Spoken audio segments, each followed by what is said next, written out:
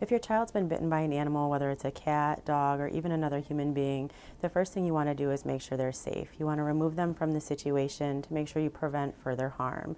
After that, you want to make sure they're breathing comfortably, they're still alert and awake to you.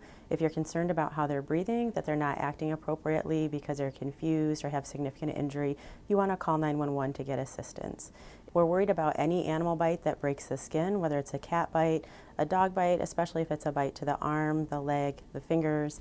If a human bites another individual and you have a break in the skin, it's just as concerning to us as is a cat bite. It's also very important to seek care if you have bleeding from a bite injury that you can't stop with applying pressure with a cloth or a towel.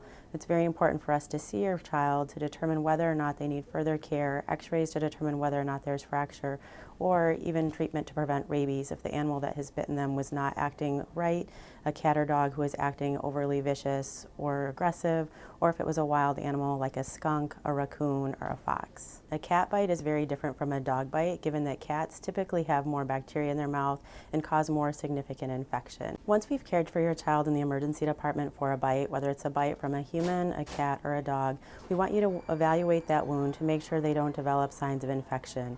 We want you to take a look at the wound to make sure it's not developing increasing redness, make sure there's no increasing warmth to the site or any discharge from the wound. In addition, we want you to watch your child's overall health. If they develop fever, start vomiting, or acting sick, we'd like you to bring them back for reevaluation. We would also encourage you to follow up with your primary care doctor within approximately 48 hours so that they can evaluate the wound to make sure it's healing appropriately. I would discourage you from bringing the animal that caused the bite or the wound to the emergency department just for your safety, your child's safety, and the safety of our other guests. We would encourage you to contact your local animal control, your local or state health department for instructions on how to contain and quarantine the animal to make sure it can be observed for 10 days if in fact it was a pet or domestic animal.